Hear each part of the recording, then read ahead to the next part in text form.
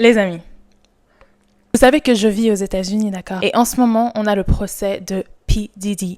Et là, en vrai, ce qui m'intéressait vraiment et pourquoi j'avais envie de faire cette vidéo, c'est que là, en ce moment, Cassie Ventura est en train de témoigner et de raconter son histoire et surtout ses abus qu'elle a subis de P. Diddy.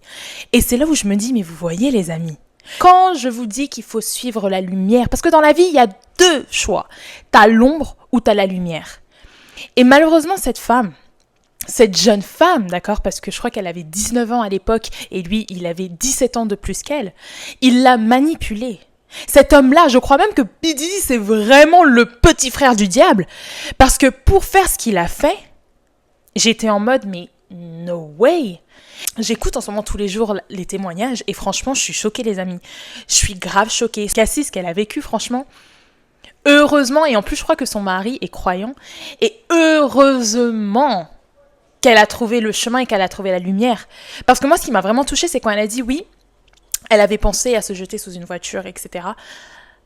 J'étais en mode genre non, la pauvre.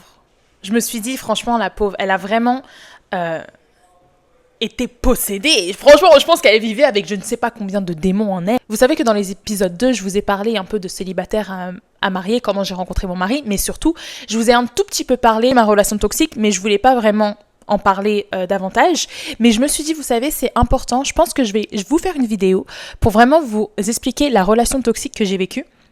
Et même si aujourd'hui je suis en paix avec moi-même et que voilà, je me sens bien, je vis ma vie, j'avais quand même envie d'en parler parce que vous savez, les personnes qui sont manipulateurs, qui sont narcissiques, les personnes qui ont envie de vous faire du mal, j'ai vécu ça, d'accord? J'ai vécu ça dans cette relation qui était vraiment destructrice. Et je me suis dit que je vais vous faire un épisode pour vraiment vous expliquer et vous montrer comment l'humain peut vous manipuler.